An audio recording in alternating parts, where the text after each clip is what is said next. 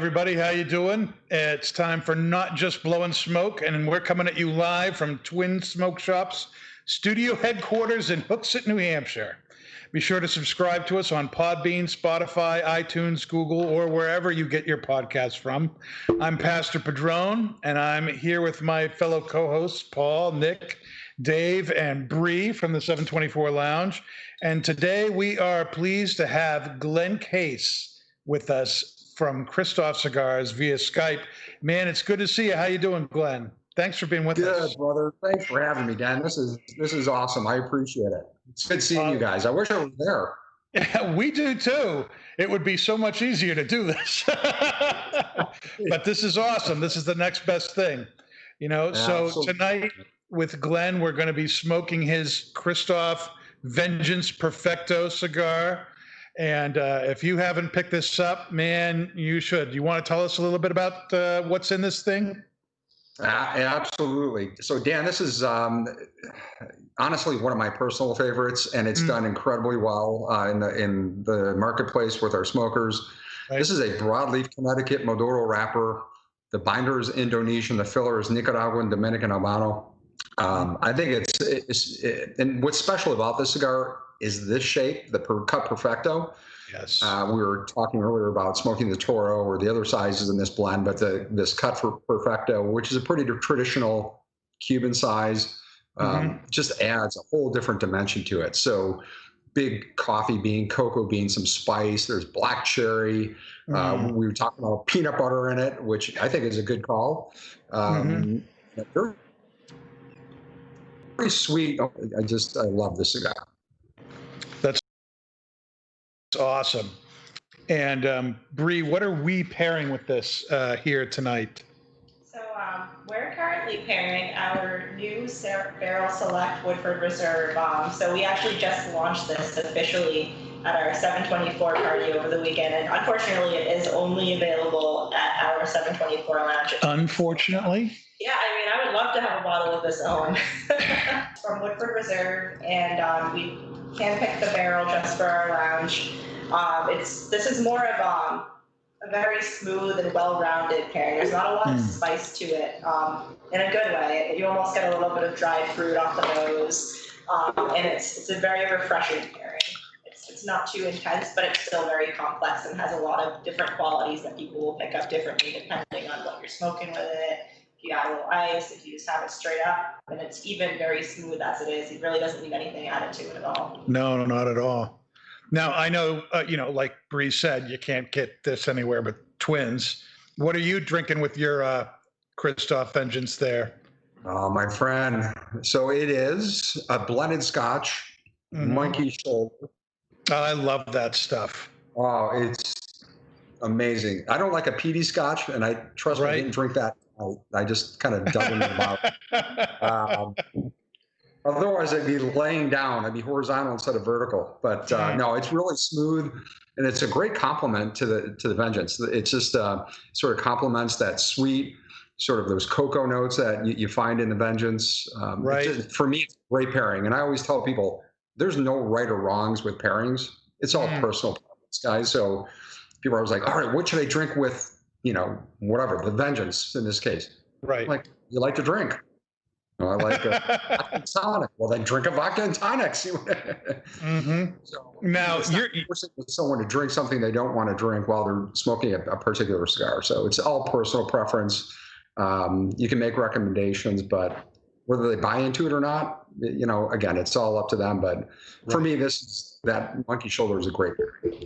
Now, I understand that you are a gin guy. I am. You've been doing your homework. I'm impressed. I have been doing my homework. Yes. Now, is there a particular gin that you would pair with the Vengeance? Monkey Shoulder is such a good pairing for this.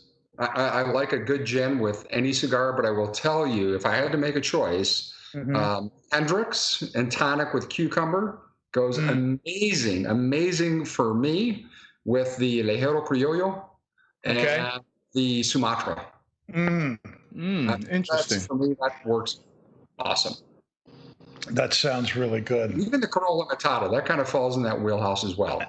Right, right. Sort of zesty, sweet taste. Yep. So, what are some of the thoughts we're getting on the Perfecto right before we get into the interview here with Steve? Paul, what are you picking up on the cigar? So I do get a lot of the espresso, the sweetness. I'm glad you said black cherry, Glenn, because that's exactly what I was tasting on the first couple of draws. I was trying to figure out what exactly I was tasting. When you said black cherry, that's what it was. I said that's the flavor I'm getting from it. So some nice espresso notes. That black cherry, nice earthy wood notes too, a little bit of spice. Retrohale has a great, almost light pepper to it. Really, really nice. Nick, other than peanut butter, what else are you getting? Well, I said peanut butter earlier, and it kind of changed, but that's kind of the MO of Perfectos, is that you're going to get some change in there. Now it's like almond butter. Yeah, a little bit. Seriously, I like that. But you definitely get, I wouldn't say almond butter, but you definitely get some really deep, sweet cocoa notes in there. A little spice on the retrohale, which I love. And it's going really good with the Woodford. Oh, no doubt. It's bringing out a little bit more sweetness. You get some, maybe some earthy, woody caramel taste on the finish from the drink. It's really good. I like it. Bree, what about you? What are some of the things you're picking up? Well, for one, I've always said my favorite size is Lancero, but I think Perfecto is going to have to be tied with that. I'm really enjoying the way that this is looking, the way that it lit. As far as the flavor profile with this pairing, just as our bourbon here is like smooth, well balanced, and complex at the same time, the cigar is the exact same thing. There's not too much of one component in a way where anything's overpowering. It all blends together very well. It makes for like a very enjoyable, like light smoke, but you still get a lot of underlying components at the same time. Hey, Bree, I love the fact that you introduced the Woodford. I mean, to me, that's another great Scotch that I love to actually pair with this cigar. I didn't have any, but some great descriptions and good descriptions of the pairing with the Vengeance and the Woodford. That's really good. Yeah, I'm going to have to tell the listeners out there, Woodford Reserve just goes really well with this.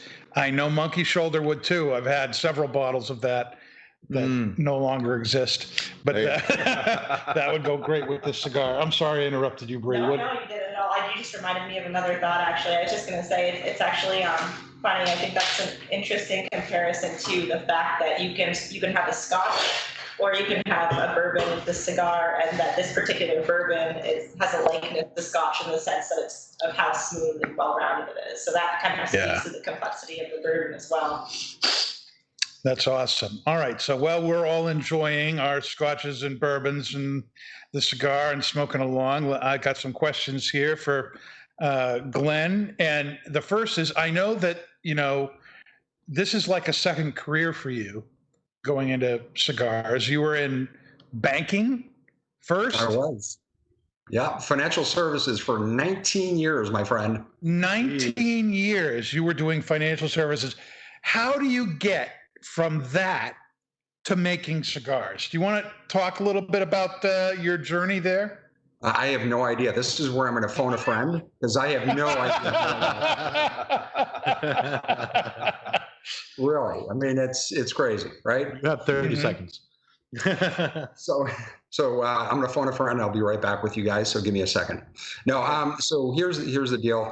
I thought he was really going for it. I was like, oh my God, really? My phone's right here. I'm going to call someone in a second. He's going to call Jared. It's probably going to be my wife, Terry. Good answer. Yeah, that is probably the best answer, yes. So, no, I spent, like I mentioned, 19 years in corporate. For the last 9 years of my corporate career, I was an executive at one of the top 3 banks in the country. And I just got tired of the politics, the bureaucracy, the nonsense. And my wife, at the time, she was an independent sales rep selling for multiple manufacturers, right? She's a broker. And I'll share this with you, which not many people know. So we're going to open up a hot dog stand, right? So in Chicago, where we live, Chicagoland, hot dogs are a big thing. And growing up, my dad had a dream of owning his own hot dog stand. And so we grew up on that sort of that romantic, if you want to call it that, sitting out a little trailer, having a cigar, the best hot dog and the best orange soda you've ever had. And so my wife, her first job was working at a hot dog stand. Now, mind you, she never ate a hot dog in her life, but she so we were going to open a hot dog stand, and I went on a fishing trip with my buddies up to Canada, our annual fishing trip, which we have been doing for 15 years. And I told the guys, look, I'm quitting my corporate job. They're like, all right, what are you going to do? I'm going to open a hot dog stand. Why do you want to do that? They're like, I said, look, you're your own boss. You set your own hours. It's freedom. Like, dude, it's 7 days. Hot dogs are freedom. 12 hours a day. You're flipping burgers and dogs. What are you talking about? Yeah. So we already had the business plan written out, everything. My wife and I, Terry, had the location picked out, our vendors, everything. And I came back from that fishing trip and said, all right, we're not opening a hot dog stand. Now, mind you, I've already put in my notice for my corporate job. She's like, what are you talking about? So I said, I don't know. This is not right. So she said, well, we talked about it. We decided to broker cigars together. So we did that for about 6 months. And 6 months later, one of our large manufacturers we used to represent said, hey, you guys did a great job. You got our cigars everywhere, and you're fired. Oh, that's terrible. Whoa. I'm like, what is this all about? She said, welcome to the brokerage business. So as a broker, for those that aren't familiar with it, newer companies, new brands, they start up. You can only afford to hire a broker. It's 100% commission. There's no overhead. There's no additional expenses. And so they count on the broker to sort of build up that particular market to the point they can afford to go in-house. Right. My wife had done this for 10 plus years. And I'm like, all right, I can't function this way. So we just worked ourselves out of a job. And so she's like, well, what are you going to do? I said, I'm going to start making our own cigars. She said, what do you know about making your own cigars? I go, I don't know, but I'm going to figure it out really quick. So that was almost 16 years ago. It'll be 16 years in November. Wow. So a gentleman who has been in the industry for forever. He's sort of an underdog, an amazing man, Rolando Villamil. So he actually flew to Chicago for the first time almost 16 years ago and met with us to ask him to sell his cigars in the Midwest. Said, no, I'm actually looking to buy or build a factory. So we're not interested in selling anyone else's cigars. He says, well, my friend, he says, come down to the Dominican. We've got a 20,000 square foot factory, lots of excess capacity. If you like what you see, come down, blend your cigars, design your packaging, we'll oversee production. So within 2 weeks, went down there, met with Rolando, and sure enough, a beautiful factory in Pisano Free Zone in Santiago, and said, all right, let's do this. Wow. That's sort of how that I transitioned from corporate and into cigars and then into my own line very quickly. So from corporate banking to hot dog stand to broker to owner of a brand. Did you end up buying that factory, or were they just making your cigars for you? No, let me take a quick sip because that's a whole nother story, but. Take your time, Glenn, take your time. So the factory is owned by a very large German company called Von Eichen, right? So we sort of started building some momentum at the factory. They were asking me, buy the factory. I'm like, I don't want to own my own factory. Look, you know, Rolando and his team, everyone there has their expertise. They've been doing this for decades and decades. I don't want to be able to have to manage something that's in the Dominican. I'm in Chicago and I'm traveling all over the country, building a brand. Right. So I've been asked to buy it several times, and it just didn't make sense for me to do that. Okay. So as you're doing this, you already had a lot of business experience working in the corporate world. How did that help you as you were building the Kristoff brand? Right. So, Dan, that's a great question. I will tell you, business is business, right? So, understanding the sort of the economics of running a corporation, understanding the income statement, the balance sheet, understanding cash flow, that was critical for me, and that transitioned very well. In addition, for most of my corporate career, I was in marketing and product development. So it was understanding the pricing of a product, understanding your competitors, understanding the implementation strategy, and managing the economics around that going forward. So that was that's a skill set that's translatable to really any business. So sure, that was incredibly helpful, and still is to this day. In fact, we like to joke, look, unfortunately, I don't have the accent, of a traditional, decades, generation old company, cigar making manufacturer. But we've got some great people that I have the opportunity to work with, like Jared and Ward. I've got great people on the team that understand business. We're good businessmen, and I think we make a really good cigar. So that's been incredibly helpful for us as we move forward. And again, to answer your question, how I transition from corporate to a different industry, a different business. Right. Now, let me turn that around and ask the other side of that. What are some of the things that you had to learn from scratch, that are unique to the cigar industry as you built up Kristoff? Good Lord, man. That's an easy answer. Look, I always enjoyed a cigar from the time I was 15, 16 years old until 16 years ago. But it's a artisan industry, right? It's a very specialized industry. So I knew nothing about tobacco and still have a lot to learn. Blending, which we can get more into, again, it's an art. There's no science to it. It's not like analyzing an income statement or balance sheet and cash flow. It's an art. There's no science. So those were some incredible challenges, and still today I'm learning. It's amazing. You never stop learning about different tobaccos and processing and blending, for that matter. Right. Yeah. How involved are you in the blending of Kristoff cigars? I know, like Kurt, he leaves that to people who know much more than he does and speak Spanish.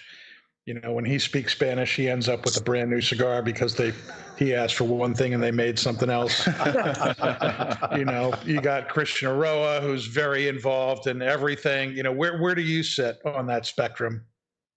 I'm actually incredibly involved in the blending process. So it's really Rolando and I will sit down. I'll express a vision where, in the blending process over the years, what I've learned to sort of play with is whether it's wrapper, binder, or filler, you're smoking that tobacco, you roll it up, it looks like a little backwoods cigar. Right. And you smoke it, and you take either written mental notes about the strength profile, flavor profile, and then you start. I say it's a lot like cooking, right? When you cook, you use different seasonings and spices and ingredients that complement each other, whether it's sweet, savory, spicy, salty. For me, that's the best analogy I can come up with for blending. It's exactly what I do. There's tobaccos that are sweet that you want to try to pair with maybe savory or spicy tobaccos. Sure. But it's finding that balance. And then once you start experimenting with the different wrappers, binders, and fillers from Honduras, Nicaragua, Dominican, Brazil, Ecuador, Mexico, Pennsylvania, it's just a matter of finding that right sense when you smoke it. So that's sort of the process I use. But I'm very active, and Rolando, with his 40 to 45, 50 years of experience, he brings a lot of knowledge to the table. So he and I work both together. Yeah. That's awesome. What successes at Kristoff are you most proud of? Whether they be business things or blends of cigars that you've come out with. What are some of the things that you are the happiest about? Well, frankly, the fact that I'm speaking with you good people tonight is awesome almost 16 years later. So the fact that we're still around, that we continue to grow, we're all over the U.S. I think we're in about 39 or 40 other countries outside the U.S. Oh, wow. And it's still growing. To me, that I'm most proud of that. We're here. But it's not always been that easy. Well, it's great that you think being on Not Just Blowing Smoke is a great success. Absolutely, we think it's for us. It's having you on the show is a great success for us. It's one of the things we're very proud of, for sure. Absolutely, absolutely. What are one of the or two of the really hardest challenges or disappointments you've had to face over the last 16 years as you've been bringing Kristoff to life? Yeah, that's a damn great question. So, there's a couple of things I had mentioned or touched on blending, right?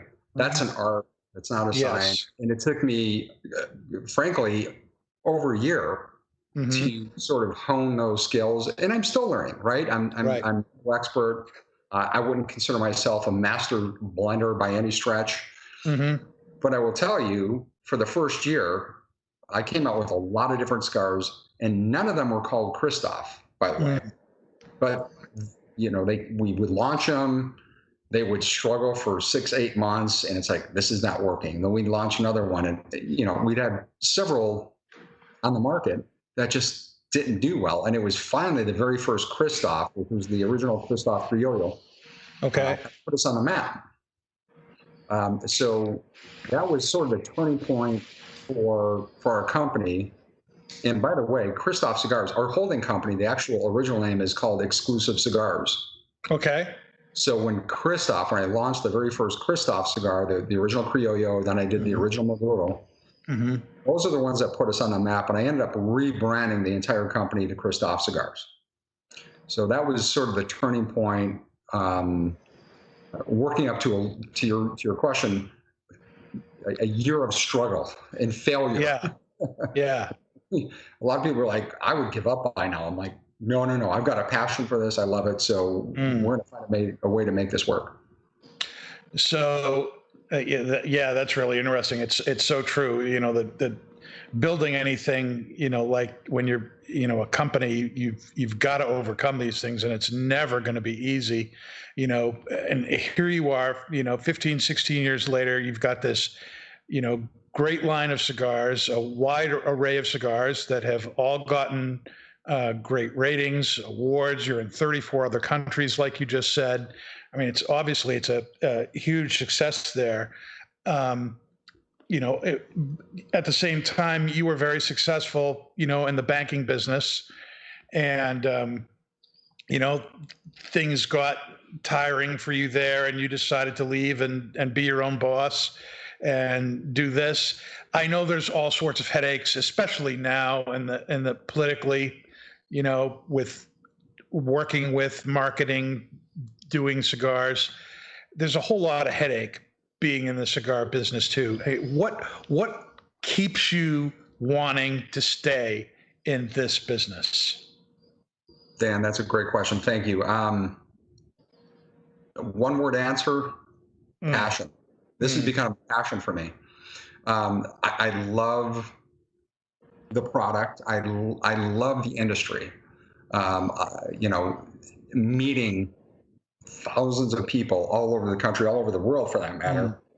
Hanging out and what I enjoy the most is not talking about me, is hearing what other people do. What do you do for fun? What do you do for a living? What do you do for your downtime? So that interaction, I'm a little bit of an extrovert, so I love that part of what I do. Not to mention this is just, you might have the worst day ever.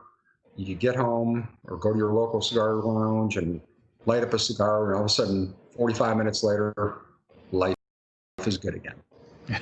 So Absolutely. I love this industry, and the fact that we're hanging out and having a good conversation like I would if I were there. Again, that's what I love about the industry.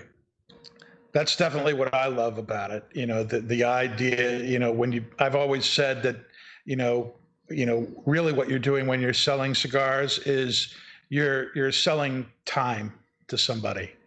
You're giving, when you buy a cigar, you are getting something with which you are going to sit down and stop and relax, whether it's with yourself or with friends.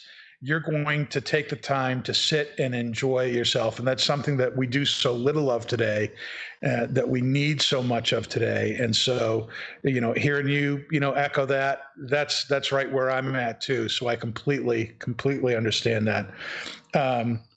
Now, I know that family is very important to you. I know the Kristoff gets its name from your son, and the Britannia Reserva was named after your daughter. But like you said, it's to do something like this takes a lot of time. And when you are in multiple countries and you're all over the United States and you need to be seen and doing these things, obviously right now it's been maybe a little bit easier in one sense, doing all these podcasts or Zoom events from your home or your office.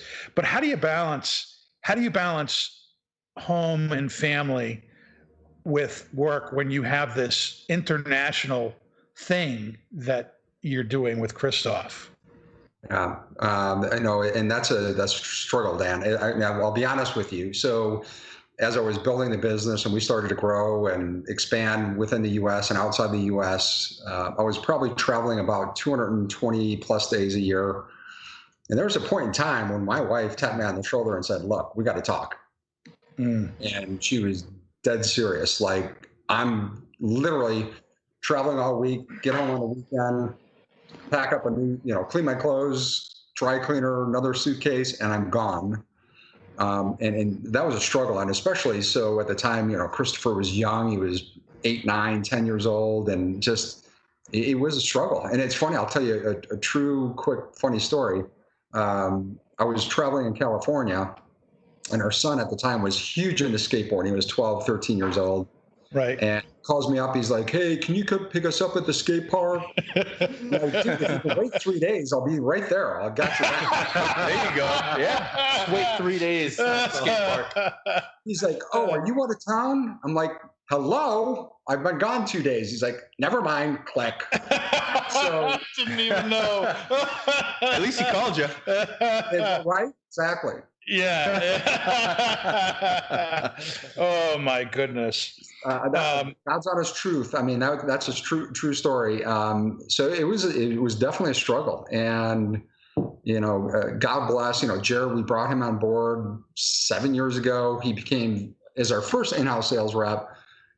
He's been our VP of sales for 6 years, 5.5 years, something like that. Yeah, that sounds about right.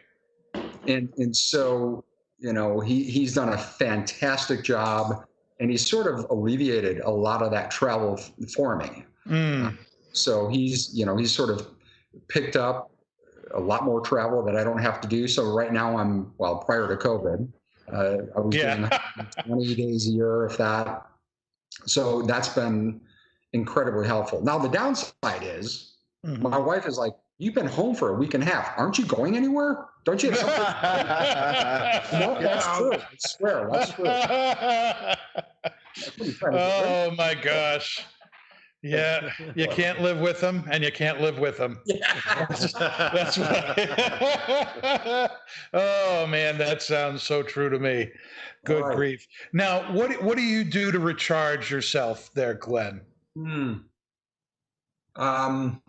Monkey shoulders and perfectos. Yeah, exactly. There's a couple of things. So we just moved in a new house, and this is kind of timely, right? With the shutdown, we moved out of suburbia where there was 200,000 people in our town, and we started building a house about 14 months ago. just moved in 4 months ago out in the country. So we literally live in the middle of nowhere. We're surrounded by farm fields. We went from almost 200,000 people in our town to 6,000. Now we moved in, there was 6,002. So it's peaceful, it's quiet, and there's a ton of stuff to do around the house. Besides that, we love camping. I call it, it's more like glamping, right? So yeah. I was an avid camper my entire life. And early on, when I was a younger adult, intense, coolers.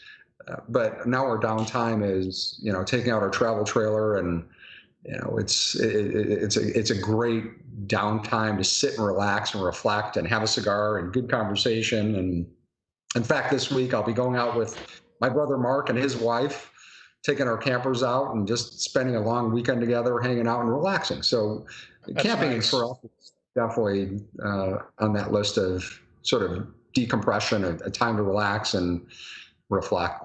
So that maybe leads into the next topic I want to talk about. A few weeks ago we had the pleasure of having Christian Aroa on the show, and he is a self-professed germaphobe. And so I asked him, so what's life like being a germaphobe in the middle of a global pandemic? And he laughed. He loved the question. He said, this is great. Everyone finally sees the world like I do. This is great. And, all the hotels are empty and people are staying away from me and they're wearing masks. This is awesome. And, so for him, it was really working out. But, for you, Glen, how have things been these last couple of months?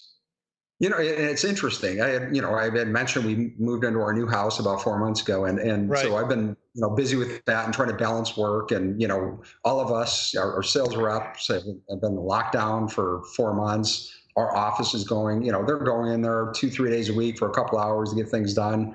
So we're trying to comply with what we need to be doing. And for me, it's it's the same thing. It's a balance, but it's also given me some opportunities to do things and kind of focus on things that you typically don't have time to do. So it's been good, and I'm blessed with a great team. All of our sales reps and Ward and Jared in our office, and it's been and Vicky. So it's been nice sort of sit back. I'm not quite as much of a germaphobe as Christian. Love him. Great guy. I don't think anyone's as much of a germaphobe as Christian. I went to give him a hug one day, and he's like, dude, don't touch me.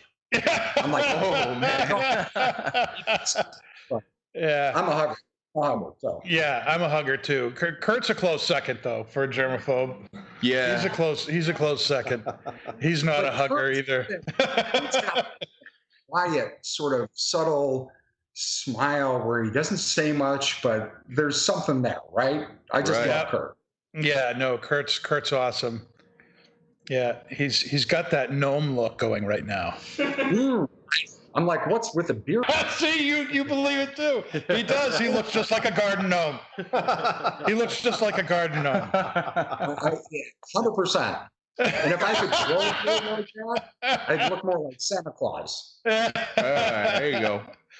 But he does. He has this little twinkle in his eye, this great smile under that beard, and he is. He's got a warm personality. That's great. But you're right. He doesn't talk much, but his smile says a whole lot. It's amazing. I love Kurt. Yeah. So how have things been, business-wise, with this whole thing going? I know that not only have we had to deal with, here in the States, a lot of the things we've been doing, like going out to dinner, to the movies, that's been cut back or, totally taken away, depending on what state you're living in and all that. Yep. But, with cigar manufacturers, working, doing social distancing and, everything's kind of slowed down. No one's really stopped at this point. But how has that affected you and your business? How are you helping your employees? and people working for you, like I know it's Johnny here in New England for us. Yeah. How are you Vegas. having to step up as the leader of Kristoff with all this going on with your peeps, your employees? Dan, another good question. It's all good news. So I don't know how many manufacturers applied for the PPP loan, but we applied for that, got funded. We haven't furloughed anyone. No one's been let go. We've been paying them their full salary. We've been doing what we can. And I think this is where the business side of my background comes in, even Jared's, where we've got that business acumen to understand how to manage this process we're in. I'm not going to lie, brick and mortar sales are way down. If a manufacturer says they're way up with brick and mortar, I'd question how truthful that is. Yeah. We've seen a bit of a shift, a positive shift in catalog and online sales, which I think most manufacturers have. I've talked to a number of them. People aren't going into cigar shops. They still want their cigars, so they're going online. Right. But it's a balance, and we're a Kristoff family. So when someone new comes on board that I have the opportunity to work with, whether it's someone in the office or someone on the road, one of our account executives, they come to our house, my wife makes dinner. It's a true family. And so stay at our house, this is a true family. And I think if you talk to anyone in the Kristoff family, whether it's Jared or Johnny Vegas, like you just mentioned. Yeah. Fozzie Bear. That family environment, which I love. Another thing I love about this industry, and particularly our business. So my objective from day one is to not let go of anyone, keep them, not furlough anyone. So we've been trying very hard and continue to do that to not disrupt their lives, right? Right. It's the kind of the long, short answer. Yeah. I totally get it. And, the other side of that is, you're keeping your relationship up with the brick and mortar stores. Obviously, a lot of them, especially in April and the first part of May, maybe weren't even able to be open. We were fortunate here in New Hampshire. Twins was able to do curbside service. So people were calling up asking for cigars like they were ordering takeout. We'd package things up, bring it out, they'd pick it up, totally hands off, contactless stuff. We were real fortunate that way. I know a lot of shops, weren't able to do that. Some states wouldn't let them do that, and so like you said, numbers are down because they haven't had the revenue to order stuff. And so now as things have been opening up, maybe things are starting to change. And, but how have you been working to keep the relationships going with these brick and mortar stores, understanding that, a lot of them, they're not ordering, not because they don't want to, but because they can't. Now, again, Dan, another great question. So here our strategy, and Jared being just a guy I love and appreciate so much, our strategy was that he would have Zoom meetings twice a week with all the sales reps. We would invite key retailers throughout the country as part of those calls, just to talk about the industry, the business, and all the sales reps, because they were locked down. We said, look, don't travel. You guys just got to be safe. But contact your customers.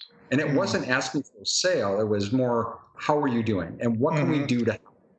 What can we do to help you right now? Whatever that might look like. And it wasn't to push a product or a sale because, look, they're locked down. They can't, to your point, maybe they're doing curbside service. So it was more just in contact and saying, look, we're here for you. If there's something we can do to help you, we'll do that.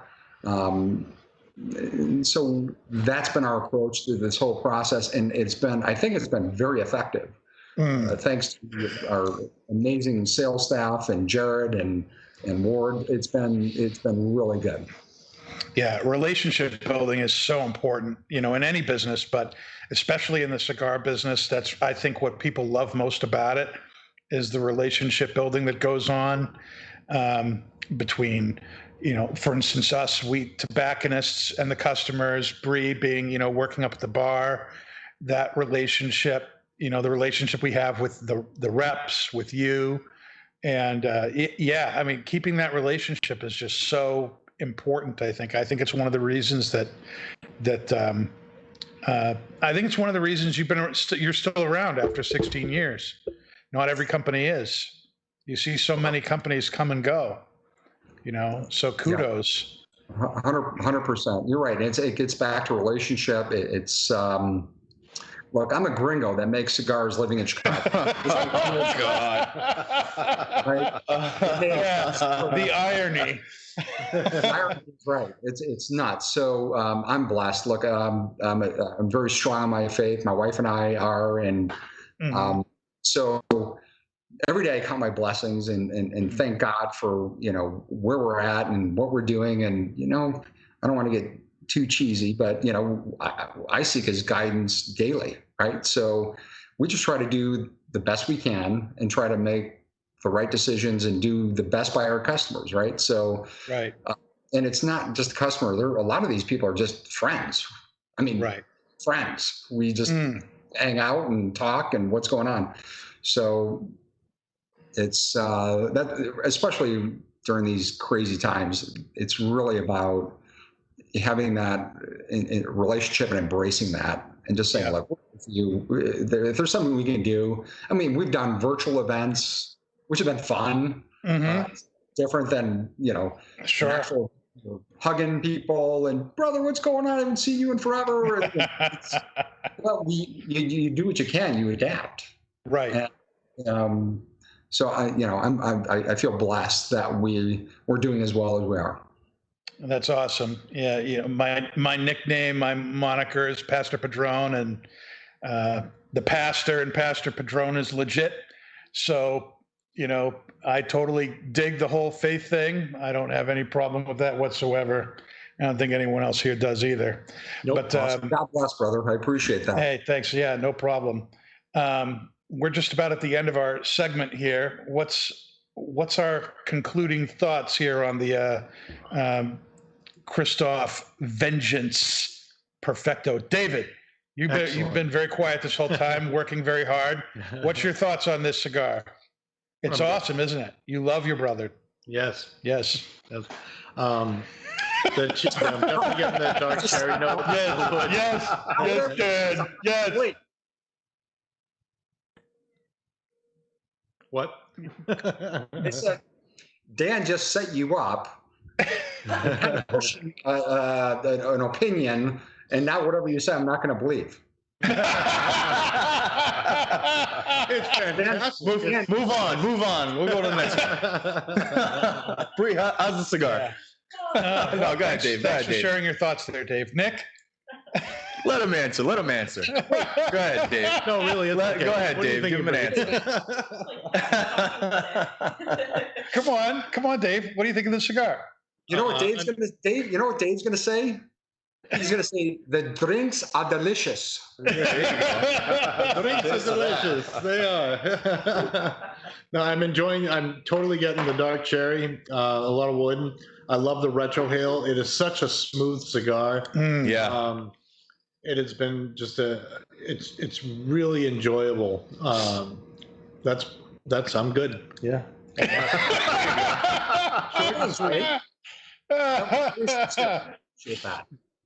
He's sincere. He's a man of few words, but he's very sincere. Nick. Hey, Dave. Yeah. I'm giving you a virtual hug right now. Right? Oh, look at that, Dave. Reach out. Hug the camera. There you go. Yeah. By the way, my hands look huge when I do that. Wow. They do. Nick, what do you think of it? What's your final thoughts on this Perfecto here? Have you had the Perfecto before tonight? I have, yes. This was actually when we first got them in. The Perfecto, I had it, and I fell in love with it. The sweet, the spice, smooth, creamy, little earth, got the cocoa, little espresso. It's an amazing cigar. I love smoking Kristoffs. I do, along with every other cigar that we have in the shop as well. But if it burns, smoke it. The Kristoffs are gonna have to be one of my go-to cigars. My favorite cigar that Glen blends or makes is the Corojo Limitada. I love that cigar. That is my favorite cigar in his line. I love this cigar. I've had all his cigars in numerous times. The Lanceros are amazing, but that Corojo Limitada is my absolute favorite. I like you. Have I said that? I like you. Thank you. Well, I love you. So you may like me. I love you. Oh no, I love you, man. All right. Come in. All right. Pablo Maduro, what do you think of this Maduro? So I've had the Toro version of the Vengeance, and I liked it very, very much. This, however, is my favorite. I've never had the Perfecto before, so I would have to say after tonight, this is without a doubt my favorite in the Vengeance line. The Ligero Maduro, the Lancero is really was my favorite, Kristoff. This cigar is just fantastic, just wonderfully smooth. Espresso notes, like we talked about, the black cherry, the earthy wood notes, wonderful rich spice on the retrohale. Just a superb cigar. Bree? Thank you, brother. I appreciate that. Still a cigar of consistency. I definitely got some more like creamy, smooth leather throughout, like underlying notes of cocoa. It's still enjoyable. It's still burning. I really have only had to relight this once. And yeah, I'm still sold on Perfecto size. That's awesome. Thanks, Bree. And by the fact that you started off with a pissed off Kristoff is a little extreme. That's crazy. Yeah, that's a hard first cigar to have. I think that's why I kind of in my head I was like, Kristoff cigar. No. Bree, if I was doing an event with you, I'd be like, all right, what do you like to smoke? I'd ask you a couple of questions, different manufacturers, blends within their line. Then I would direct you to the right cigar. My guess off is not the right cigar for you. At least first Kristoff, anyway. Yeah, the nicotine count in that cigar is outrageous. It is smooth, medium-bodied, but then you get up and you realize, wow, I've smoked something. Yeah. Right. Yeah. Dan, I will tell you this. If Glen Loop was here listening to this, he'd say, don't say the word nicotine, because this is for FDA. This is not what you want to hear. All right. From now on, I'll just say vitamin N. There you go. That works. Now, before we started off with I love this cigar. Where did you come up with the name Vengeance? You want the truth, or you want a cheesy? Whatever you feel like. Both. If you want to say that you talked to Tom Brady and he named it for that's fine. But whatever you want to say. All right, so I will give you the God's honest truth. So I had mentioned when I got in this industry as a broker with my wife. Yeah. And this large manufacturer, I won't name names, but said, hey, you guys got a product everywhere, record sales, thank you so much, and you're fired. The original Vengeance, so the original Vengeance, and I don't know if Rocky will ever hear this, but it doesn't matter. The point is, we used to broker Rocky, and Rocky was not the one that let us go in this conversation, by the way. Okay. Yeah. He was at our house, and I said, look, Rocky, we want to make our own cigar, kind of just to test the waters a little bit. Mm-hmm. And he's like, Glen, come to the factory, we'll make a cigar. No problem. Wow. That's an awesome impersonation of Rocky. Oh my God. I thought I was talking to Rocky right there. So, I brought a group of guys and gals to his factory for his factory tour in Honduras. Mm-hmm. And this is while we're still brokering, obviously. Mm-hmm. And we sat down, we blended the very, very first Vengeance. Mm-hmm. And so the Vengeance name goes back a long, long ways. That was actually our very first cigar before we ever started our own sort of, really, if you will. So yeah, that's the truth. So and kind of a vengeance on, how can I put this? I got to be very careful. So the brokerage industry, right? Yeah. It's saying, look, we're going to try doing our own thing. Mm-hmm. No disrespect to any manufacturer, but we're going to try this on our own. That was sort of the premise of that whole name. Wow, success is the best cool. revenge. Now, it makes perfect sense why, knowing your story now, that totally fits. And let me tell you, this cigar, burns perfectly. The construction's been right on point. It's got this nice straight razor burn line all the way down here. It's smooth. It's got this really deep, rich creaminess to it. All the tasting notes that everybody have said, the chocolate, the earth, the wood, the black cherry, notes in there. The retro, Dave said, that's one of my favorite things about this cigar too. And it is. This is my favorite Kristoff cigar, and I'm glad that everybody is loving it. I love the fact that this is your first time having it, Paul. Perfecto, yes. Yeah, and that he's enjoying it too. Yeah. It's one of the great things, isn't it? Is to have a cigar that you enjoy and share it with somebody, and have them, say, "Hey, this is really good." I love doing that. I love sharing that. I'm glad that Breeze enjoyed it too, and maybe I've brought a little bit of redemption to the Kristoff line and her point of view with all that. But so this is great, Glenn. Thank you so much for being with us tonight. We really appreciate your time, and we know you're really busy, and took a little bit to get this together, but we're so glad you've been with us tonight. This has been fantastic. We can't wait to have you up here in New Hampshire in person. Thank you, guys. I appreciate you guys and just the opportunity to be on your show. It's awesome. I wish I were there. I've been to that shop more times than I can count. And I love Kurt. I tell him hello after he gets off his boat. Will. We certainly will.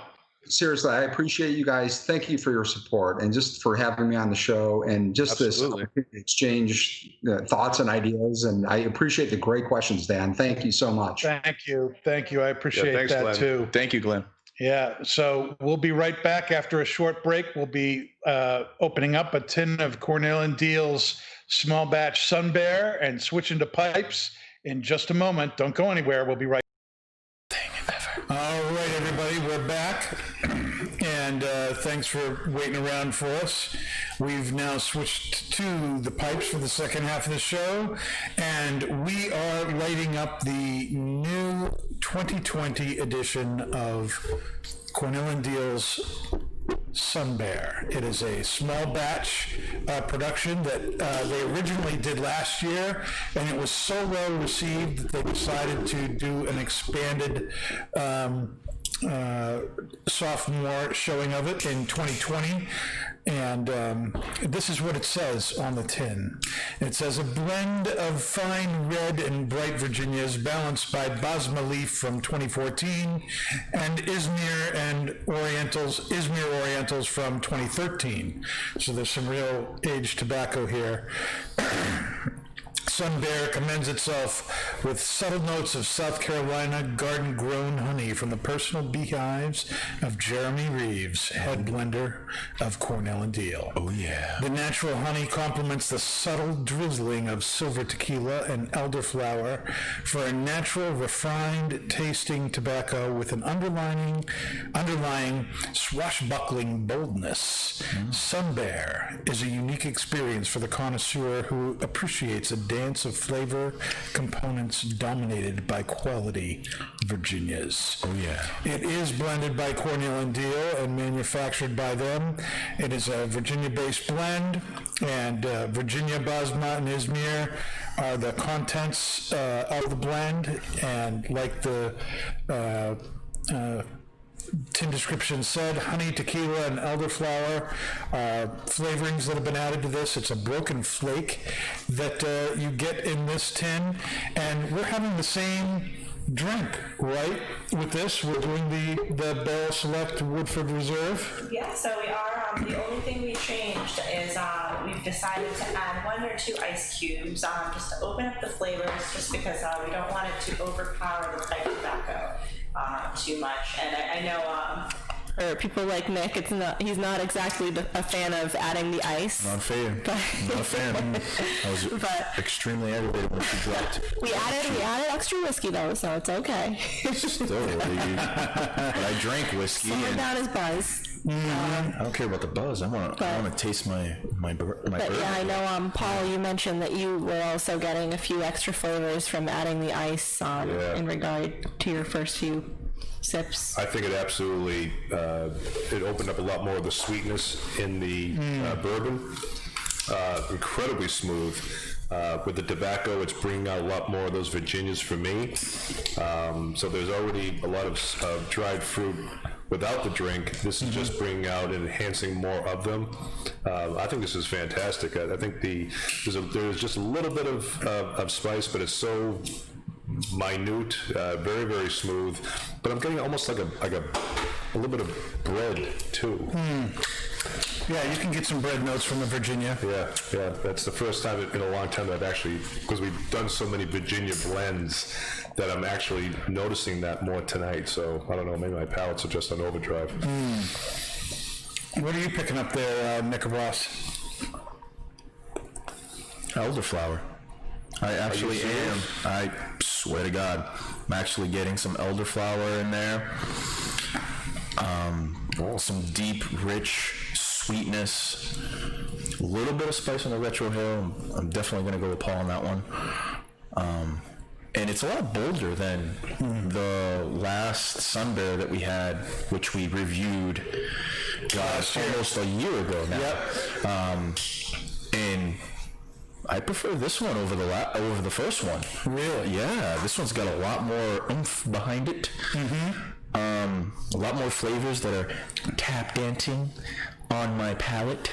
And this one's just giving me the business. If I can say that on live, it's giving me the business. This tobacco blend is giving me the business. Giving me the business. Ooh, baby, I love the Sun Bear. Oh, yes, it's so good. We're going to have to... Why? I don't know why. But there's a lot of tobacco notes here. Yeah. I guess Brad's going to make another shirt. So having me smoke a pipe saying, I don't know why, but there's a lot of tobacco notes here. Oh, my goodness. Brad, make the shirt. I'll buy it from you. I'm picking up a lot of wood, a lot of, I definitely can taste the honey, but it's more like it, really kind of brings out the sweetness and fruitiness of the Virginias. The Izmir and Basma, which are both Orientals, that they bring some spice and zip to this. I think that's what's really creating a lot of the nice, stronger notes that you're appreciating there, Nick. Yeah. And for sure. I'm not familiar enough with elderflower to know that I'm tasting elderflower. Oh. But so I can't say one way or the other. But one of the things I love about Cornell and Diehl and how they blend things is when they add toppings. There's silver tequila in this. They've added elderflower. They've added honey. But this is not an aromatic. No. The toppings that they have added are added in such a way and in such quantities as it really just kind of supports and brings out the best of the blend of the tobacco so that you can enjoy the tobacco that's there. And, so you're not smoking this going, silver tequila, but you're really enjoying, I think, some more richness in those tobaccos that you wouldn't normally if those extra ingredients were not added to the blend. You know what I'm saying? I know what you're saying. You know what I'm saying? I know what you're saying. All right. Amen. Elderflower's actually got a very, very unique flavor. I agree with Nick on that, honestly. You can taste the elderflower. It's completely on the retro hill. Like retro hill, you get like honey and elderflower. Yeah. And off the bat, I just got spice until I really closed my eyes and took a moment to experience that. And it's super noticeable. It's an extremely unique flavor. It is unique flavor. I mean, I can't. I'm not picking it up. I'm not saying you guys lying. Are you saying we're wrong? No, I'm just saying. Yes. I've had elderflower many times. Usually it goes well with, you know, like a vodka or gin or whatever, but I can't pick it up. I mean, my palate's just not accepting like yours is. Oh, yeah, baby. Well, I think that adding the ice cube to the Woodford really helped make that much more palatable with this tobacco, which is, you know, the Vengeance was a really medium plus, the full-bodied cigar. Yeah, for sure. It needed something with some real backbone to stand up to it, and the straight Woodford really did that. This is a medium at best. Yes. Tobacco. This is not nearly as strong, and I really think the straight Woodford would have been a little too much. Kind of like, you know, Glen K said, though, you know, creating pairings is really about your own personal taste. Yeah. So, you know, Nick, I know if he had had his choice, would have just taken the bottle and just sucked on it while he intermittently smoked his pipe. To be honest, I am now appreciating a little bit more of the Woodford with the 2 ice cubes that Bree has watered my drink down. But I am actually appreciating it more. There's actually, I don't know, Paul, if you can get it, there's a little bit more sweetness to the drink now. Oh, there is. Than it was before. And I am, to be honest, I am definitely appreciating the drink more with the tobacco. It's toned it down a little bit. It's not as strong. It's not as crazy on my palate like I like it to be. So with it being toned down, I'm able to enjoy the tobacco a little bit more. Yeah, and I think that you know, one of the keys to pairing well is to blend, you know, the strength of body of whatever you're smoking with the strength of body of whatever you're drinking. And, you know, by adding an ice cube or two to the Woodford, you're changing the body of that drink because you're diluting it a little bit. And I think that little bit helped. This has some really, like you said, Nick, it has some really strong flavors to it. It does. So I think just taking the Woodford down a notch really helped equal it out with the pipe tobacco here. Now, last Friday was National Tequila Day. And it was also July 24th, which we all know is 7/24, which means it's 7/24 Day. And we had a huge party and celebration and soiree at the 724 Lounge, and I wondered if Bree might give us a little bit of a rundown on what happened, how you thought it went and everything, and what went on that crazy night. Yeah, it was, I mean, we had a great turnout on the bar at night. It was Kendra, Sam, and I, and our new bar back Pat, and all of us were running. Bar back Pat. Sam the barman and bar back Matt.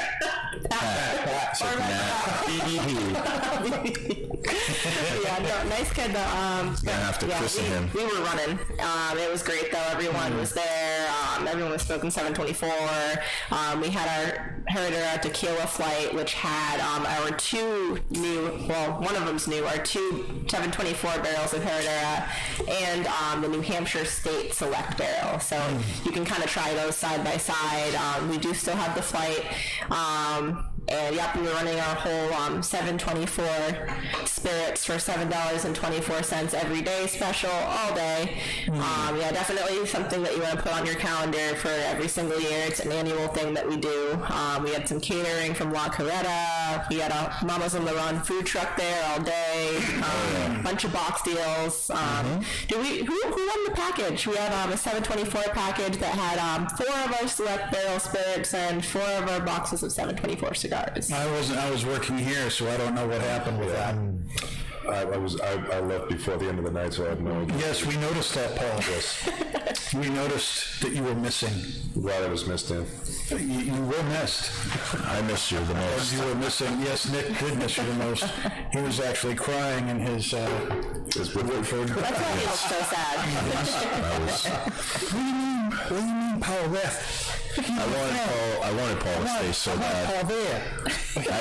I tried to talk him into it, and he's like, "No, I gotta go. I gotta go walk the dog." Hey, Fletch needs to be walked. Fletch is a very high energetic, angry corgi if he doesn't get A very angry corgi. Yes. There you go. That's an image that I just don't need in my mind. He starts tearing up the place. He starts tearing up, Paul's favorite chair he likes to sit in while he smokes. Yeah. That's unacceptable. That's unacceptable. Unless it's outside. It's unacceptable. Oh my goodness. Now, if you missed a 724 day, fret not. There's another great party coming up at Twins. The 23rd annual Smokin' Blues Barbecue. Yeah. On Saturday, September 19th. General admission to that is $135. You can get a VIP admission, which gets you in a little bit early, and I think your swag bag is a little bit bigger, is it not? It is, yes. And breakfast. And breakfast. And the cocktail. And cocktail, the Bloody Mary bar, right? We're still doing that yet? Yep. For $160. And then if you want to bring a friend who doesn't want cigars, or you have a wife who doesn't want cigars and you don't want double the cigars, which is what I would do, you can buy a spouse ticket for $50. I just buy and two get in tickets for the event, get all the food and everything going on, just without the cigar bag in there.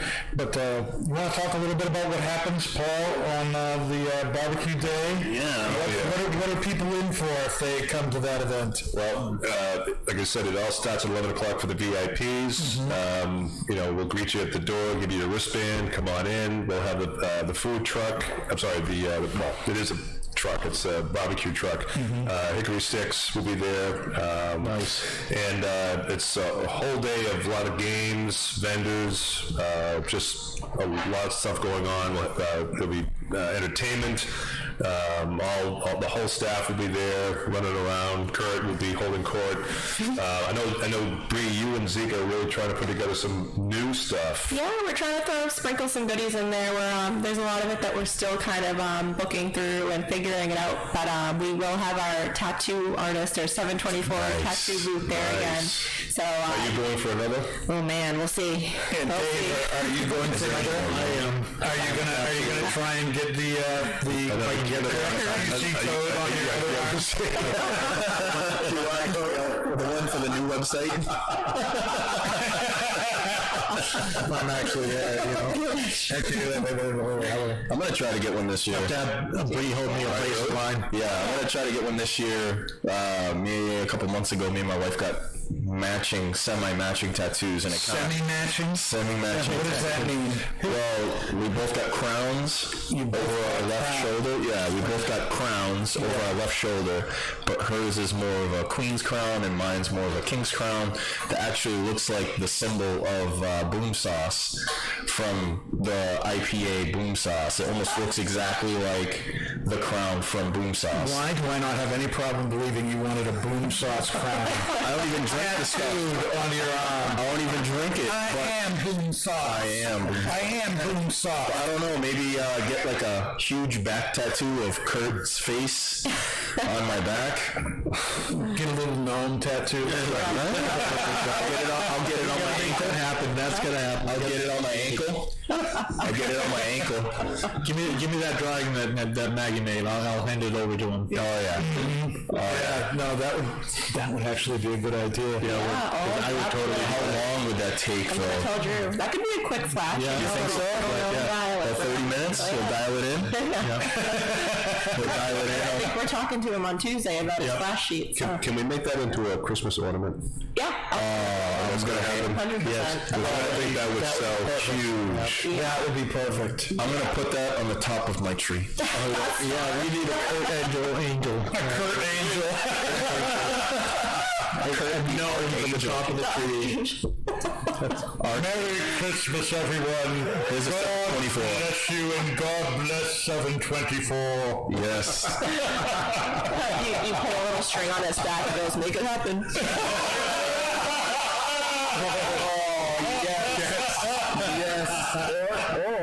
Or there could be two of them. There could be that one, and then if you're leaning, you're cleaning. I'm gonna have to dub a special edition of Polar Express with his face over Santa. Or just, Yeah. What? yeah.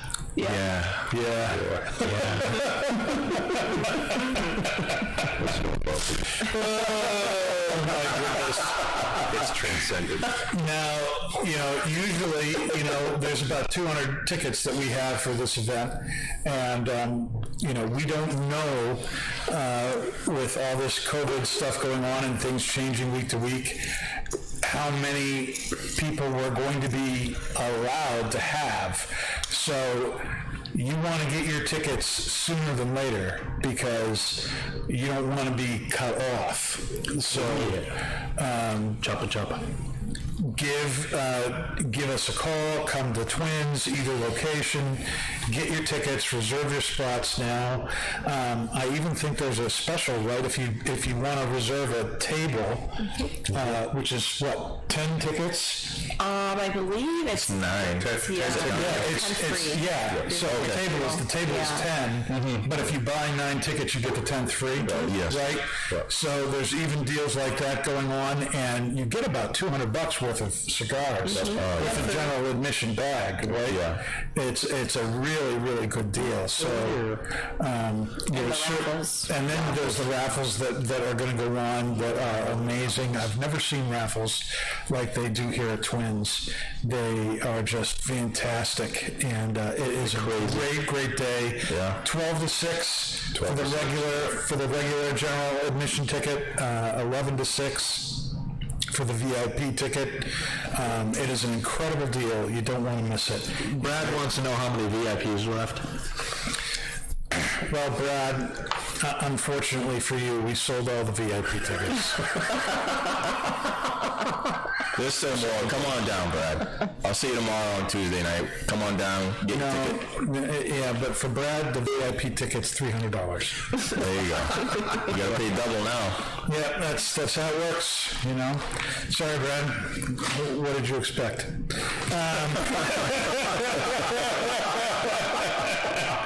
And that may be a good segue in here. I know we have a lot of people watching here, or maybe just Brad. Are there any listener questions for the Not Just Blowing Smoke crew that we might have to answer here? Were there any going on that I didn't see, Bree? Only during the last segment. Only during the last segment. Well, tough break. Tough week, Brad. Tough break, Brad. Okay. So at this point, we are going to go to news with Paul.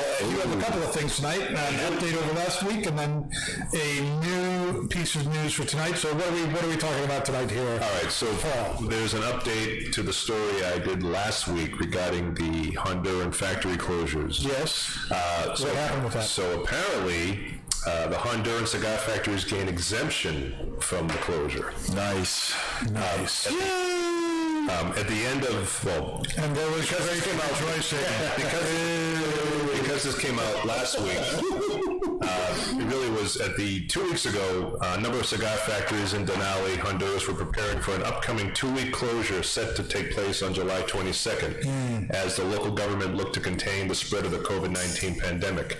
They are now breathing a collective sigh of relief as the government has granted them an exemption to stay open. Cigar manufacturers were able to gain these exemptions after some factories met with the region's Department of Health and showing not only their compliance with health safety guidance, but also that they have gone above and beyond what the government had laid out. George Rico of Gran Habano told Half Wheel that as part of the exemption, the health department has requested funds for a makeshift hospital to be built in case current capacity limits are exceeded, and that some of the factories in the area have committed to donating money for supplies. Awesome. That's great. So basically, they bought their way back into. They basically did. Good for them. Yeah. But whatever it takes. That's how it works. That's how it works. So fear not, you Honduran cigar lovers. There should be plenty to come. Which that's good news for us. That's very good. Yeah, it's us too. You know.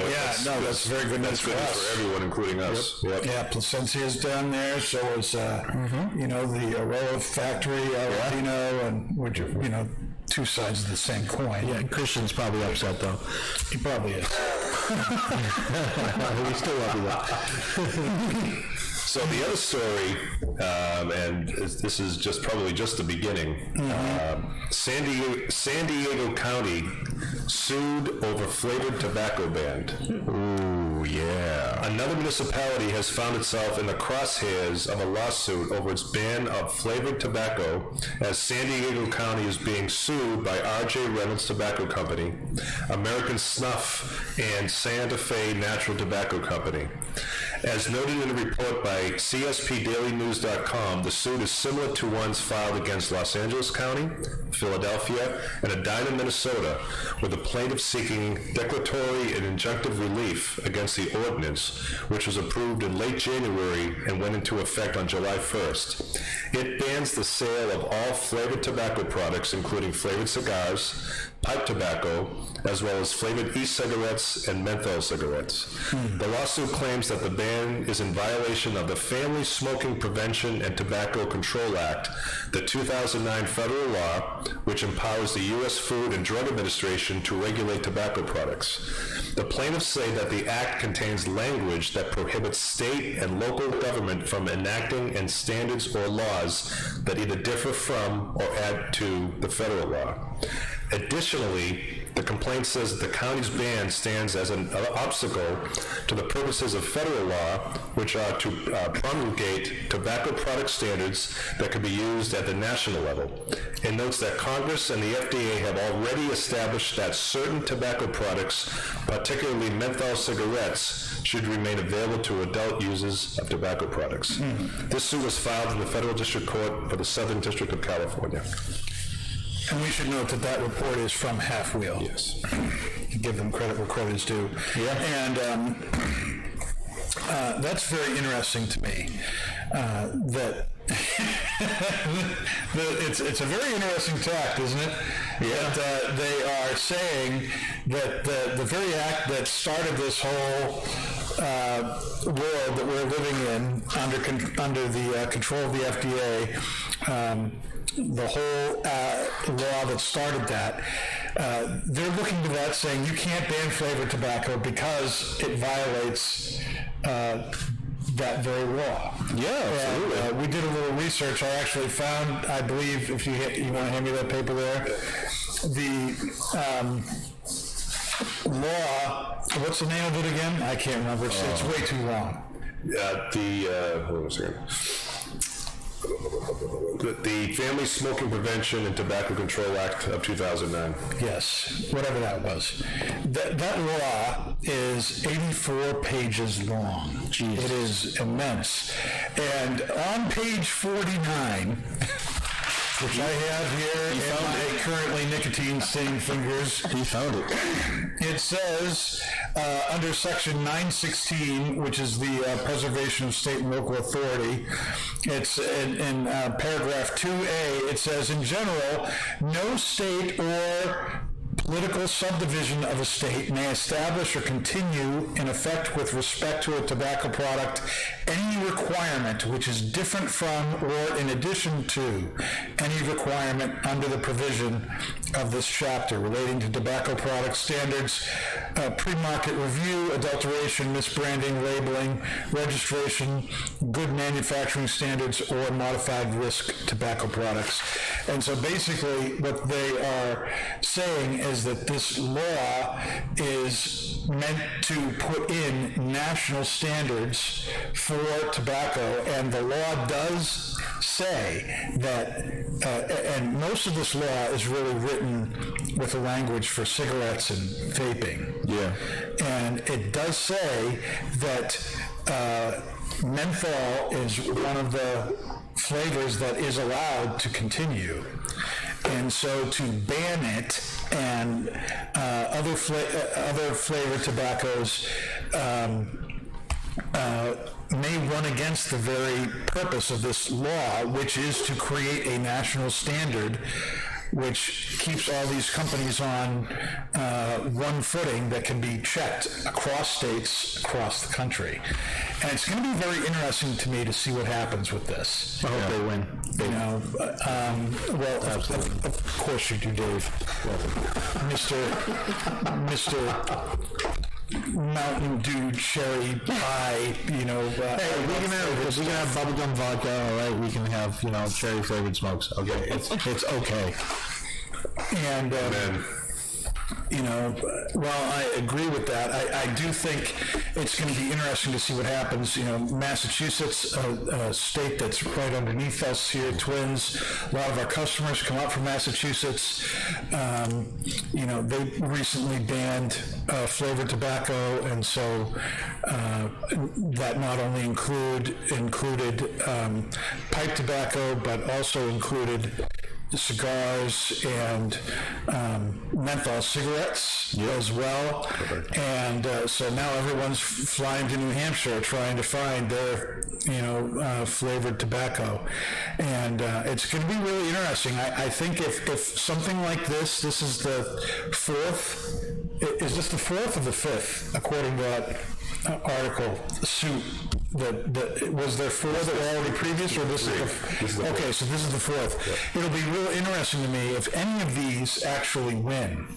Whether or not you will see these companies then go to states like Massachusetts, which has done this flavor ban, and do the same thing there. Once there's precedent set, you might see reversals of all this. Right now, the only way to enjoy, like, for instance, a acid cigar from Drew Estate in Massachusetts is if the cigar place that you get that cigar from has a lounge, and you smoke it there in the lounge, but you can't take it with you.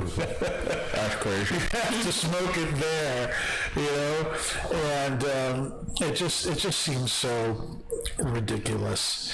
But it's going to be interesting to see how this goes. I'm very interested to pay attention to this. I know it's going to be a long time coming. The court moves about as fast as molasses uphill in January with these things. True. But we'll keep our eyes out for what happens with these different lawsuits, and we will continue to let you know what goes on with that. All right. Let's do a would you rather question. We didn't do this last week. Oh, yeah. And so we're going to do two then today. We're just going to do one. We're just going to do one. But let's start with this. And Nick, since you weren't here last week, you can be the first person to answer this question. Yeah. Would you rather know the history of every object you touched? Oh boy. Already Nick has taken this in a way that I never intended it to go. I don't want to know any history of anything I touch. Would you rather be able to talk to animals? Oh, Jesus, come on. Know the history of every object you touch, or talk to animals? Go, Nick. No, talk to animals all day long. Yeah, all day long. All day. I have chickens. I have a Rottweiler. I have birds, deer, coyote. I found out. You actually have pet deers? No, they're not pets. They just roam onto my property. But deer, wild turkeys, we actually found out that we have a weasel on the property, which we have to kind of get rid of. No swiping. But yeah, man, I'd love to talk to animals. I'd love that. I'd be a Dr. Dolittle all day long, man. I'd be Eddie Murphy all day long, man. Oh man, it'd be awesome. It would be, for me, it would be that. I would love to sit and have a conversation with my dog Zeus. And just sit and just be like, really? I didn't know that you thought that of me. Wow. You really don't like long walks? Okay, sure. Hey, we'll shorten it up. You don't like bats? We'll switch it up. Zeus, why do you rub your butt across the carpet? I don't have carpets, but Dave, I'd definitely go with animals. Absolutely. Bar none. Bar none? Bar none. Okay, bar none. Bar none. That's a very short answer, Dave. Yep. Yeah. Okay. Paul. No doubt about it. I'm a huge animal lover, and I would absolutely love to talk to animals, if for nothing else, than to talk to my cat. What? No, yes. No, I know what he's going. I know simply to have a conversation with him to say, why do you feel the need to keep me up all night? I'm sorry. What is it about nighttime and me that you must do this? I would love to be a fly on that wall when he has that conversation. I would pay to be a fly on that wall. Greatest mystery of the world. It is. Cats do what they do. Wow. Like, why do you claw my face at night? Like, why is that? Why is that? I need for you to do that. Oh my God. Bree, would you rather know the history of everything you touched or talk to animals? 100% animals. I feel like every object in this world, every material, there's really like no value underneath it all in any way to most material things on this earth. Like animals, they've been there since the beginning of time. They have almost like their own universal language, and I feel like talking to animals would let you into some universal secrets that like we don't think of when we're thinking outside of human sentience. Perspective. I think it'll be boring. I totally understand, you know what I mean, talking to animals or wild animals and getting, you know, the history of the universe or, you know, that area. Wild stuff like that. Yeah, exactly. But I think in all reality it'll just be super boring. Like I talked to my dog Zeus and he'd be like, yeah, I just go to the bathroom and eat bones all day. Yeah, that's all I do, Nick. That's pretty much all I do. Depends on the animal too, though. You know? Some. The deer would be like, yeah, I just try to mate and run away from hunters. Holy shit, what's that noise? Oh my goodness. I'm just that's like, you know, screw you. Actually, I think if I could speak to one animal right now, I would want to speak to the rabbit that was, so I was at an outdoor shooting range over the weekend and shooting, and this rabbit runs out of the bushes and he's just chilling there. He's like literally, and I'm like, the guns are going off and he's just there, and he straight up runs across the target area and he's just looking around like nothing's going on. Could have been blind, deaf, or... Yeah, that's what I'm guessing, but... I don't think he was blind or deaf. Maybe he had a death wish. I don't know. Maybe. Suicidal rabbits. He's got really big teeth. Could have been rabies. You could talk to your pet skunk. There you go. You can do it. Danny. Oh, those little slippers, those are very unique, skunky looking. Danny. Danny. What would you rather, my friend? Well, I'm going to preface that by saying, in my house currently right now, there are 15 animals. So would you like to have a conversation with them? No. No. Always has to be. No, I don't want to know. I don't want to know what wants to talk to a 300-year-old house. I don't want to know what they're thinking. I would let, you know, I'm a history guy. And, you know, I'm very into that kind of thing. And, you know, I've held, you know, I've held in my hand a third edition of John Calvin's Institutes of the Christian Religion. And that's a theological book that was written 500 years ago. Wow. And there were, like, of that edition, there were 200 copies made, and here's one of them. Wow. 500 years later. That'd be cool. And I'm holding it. I would love to know the history of that book. Yeah. Where it's been and who's touched it. It's just there's something like that. That is just something that for me is really good. Now, like I said, you know, there's so many animals.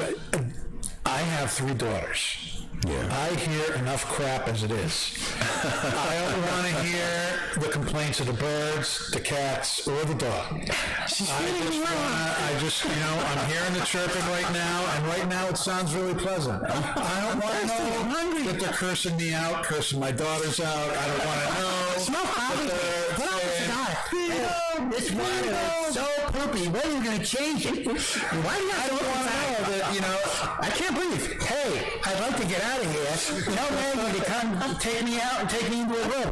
She always takes the other birds out. She doesn't take me out. I don't want to hear that. I don't want to hear any more complaining. That's all well good, but I'd be scared to death. We've got one of our cats, Emmy.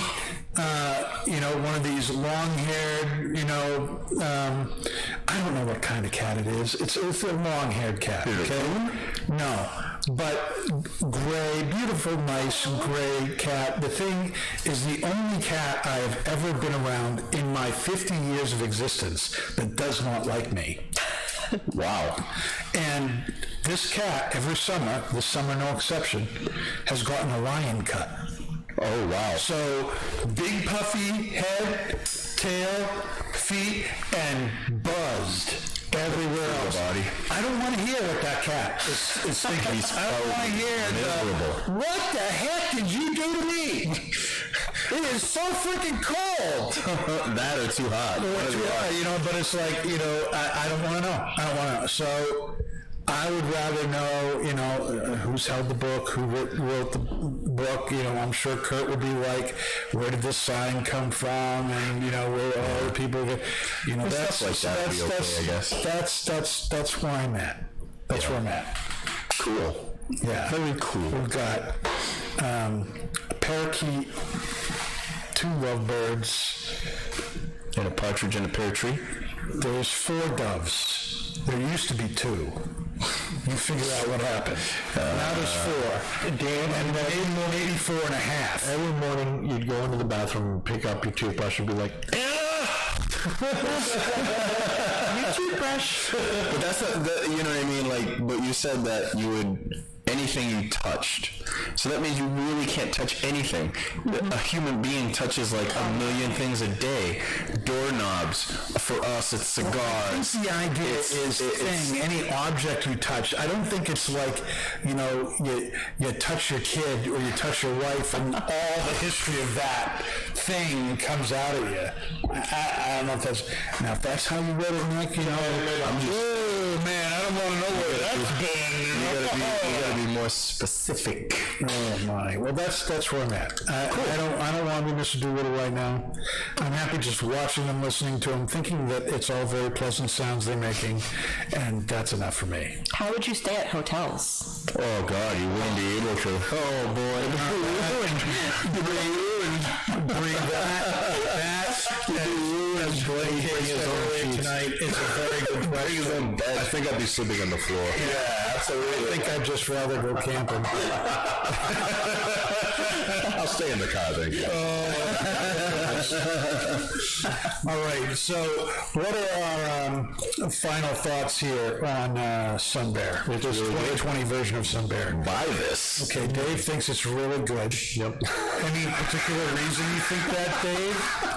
Well, again, I'm a big fan of Virginia's and the fact that there's, like this honey that's going through it that you can really taste in the retro hail. And the aftertaste. What's the aftertaste like, Dave? It's like, explain it to us. It's like a. No, I don't know. I'm asking you. What's the aftertaste taste like? It's like a breaded honey. Breaded honey. Tasty. I like honey on my bread. Nick, what about you? What do you like about the spec? Do you like it at all?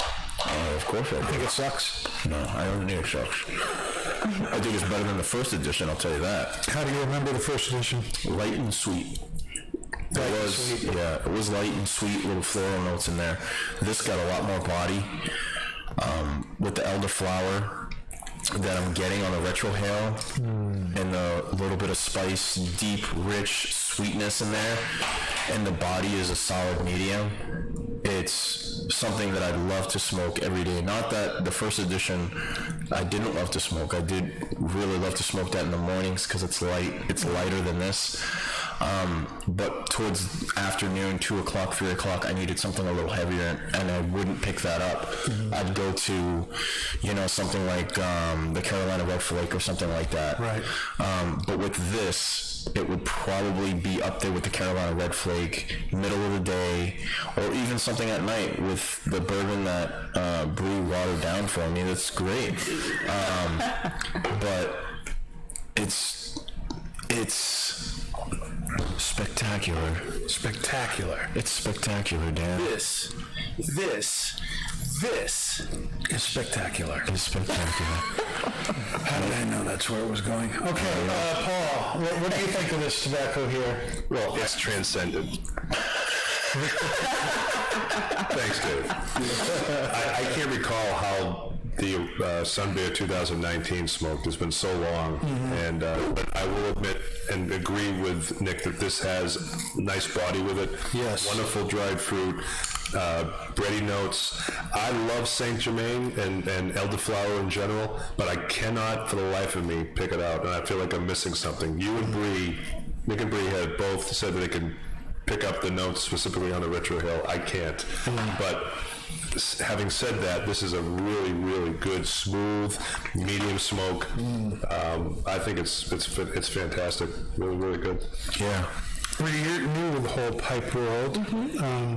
Is this making you a little bit more excited about pipe smoking? This is definitely one of so far the most unique pipe blends I've smoked so far. I agree. This pairing too. I've noticed. I'm not sure if my bowl's a little bit charred or what. But as the flavors have marinated, when I take like a good puff of this, go real slow on my exhale and have a little bit of this bourbon, I almost get like a faint licorice underneath it. It's very strange. It's almost like it's very subtle, but it's almost like a little bit of licorice and of course a black licorice. Yeah, a little lighter, but yeah, it's really interesting. Like a gray licorice? Yes, gray. It's actually like a dark gray licorice, not quite like 80% gray. Yeah. One of the grays. 80 shades of gray. Yeah. Easy. Enjoyable nonetheless, and the elderflower has definitely faded out. I think that was more of an initial hit kind of thing. I think now the spice has taken over, and I'm getting a lot more of, just like Nick had said, it's almost like charred toast with honey on it. Like honey bread. Honey on my bread. Definitely, the honey is impacting this all the way down the bowl.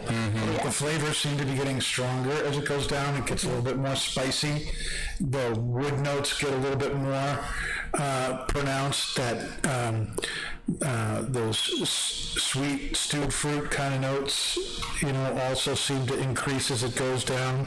It also seems to get a little bit more spicy. I experience the Orientals a lot more as this is going down there, especially in the retrohale, and it's leaving a little bit of a tingle on my tongue. Is anyone else getting that? A little bit of a tingle? A little bit of a zip? A little bit of a zip. I also want to point out Dan Villafranca, his but I think he chose to touch the history of Monica Lewinsky's dress, the real history. The real history. Oh boy. Dan, nobody really wants to. Well, no, that'd be an interesting history. It would be, but do you really want to know? Do you really want to experience what happened there? Thanks, Dan, for that mental image. That's tough. Good night. We have great fans here, and not enjoy smoke. That's just not blowing smoke. See you guys next week. Well, speaking of next week we are going to be smoking a classic cigar. We're going to be smoking the Illusione MJ12. Oh yeah, and that that's going to be a nice follow-up to the Sun Bear here. It's going to be nice and smooth, and we're going to enjoy reviewing that, I'm sure, find out why it's so popular. Can I ask you a question? Yes. Do we have a drink or cocktail chosen for that cigar yet? Because I have something in mind. What would you pair with it, Nick? What? What did you say? Penicillin. No, absolutely not. That's too light for MJ12. I'm assuming you haven't had an MJ12 yet. That penicillin is not too light for an MJ12. Yeah, I think it's too fruity. I think it's light for the penicillin. The MJ12. Are we doing the Corojo or the Maduro? The Corojo. Oh, that's. I'm sad now. I'm sad. I wanted the Maduro. I did not say the MJ12 Maduro. I said the MJ12. My image that it popped in my head was the Maduro. Let's do the Maduro. I want everything to be black, don't you, Nick? The Corojo. That's racist. But no, I don't want anything to be black. I don't want anything to be black? What about Breeze? No. I am black. Next black too. No, I am black, but I'm really kind of white on the inside. I'm like, wow. I'm an Oreo cookie, man. Well, that'll end up on the soundboard, I'm sure. The best cookie. I'm black, that's I'm right. white on the inside. Yeah. Or vice versa. And can we switch it? Can we switch it? Come on, please. And we're going to be smoking Peter Stokkebye's Luxury Twist Flake, which we here at Twins call Turkish Twist. Yeah, we do. Yes, we do. But for those of you who may not be at Twins, you may be in other parts of the country, other parts of the world, and there are people from all over the world that watch this show and listen to this show. Hey, everybody. Peter Stokkebye's Luxury Twist Flake is what we'll be smoking next week. All right. Yeah, we gotta do some things that aren't, we can't always do dark Maduro-y things. We gotta switch it up a little bit. That's not fair. And, maybe we might have some guests on that show. Who knows? Edgar? Maybe. Maybe. And you can follow us at Not Just Blowing Smoke on Facebook. You know where we are if you're watching the show right now. But for those of you who will be listening to the podcast that's going to be up the following week, you can listen to us live on Facebook at facebook.com/NJBS podcast. And at Not Just Blowing Smoke on Instagram. Make sure you follow us on both those things so you don't miss anything. That's our show for tonight. Thanks for being with us, and we will see you again next week. Stay smoky, everybody. I feel like I'm in. Smoke it if you got it. Smoke them if you got them. I feel like day another smoke. That's right. I feel like I was in church when Bree was ringing. Day another banana. I found a trick. That's it. Don't break the glass. Oh, no. Just put on glass. Yeah, you don't break the glass. Good night, peeps. Good night. That's the show. You've been listening to Not Just Blowing Smoke, the podcast that brings the wealth of knowledge, expertise, and fun of Twins Smoke Shop, New England's premier smoke shop, right to you, wherever you are, whenever you want it. You can find us at our website, notjustblowingsmoke.com, and keep in touch with us on Facebook, YouTube, Twitter, and Instagram at Not Just Blowing Smoke. Thanks for listening, everybody, and that is Not Just Blowing Smoke. Rolling with the top down.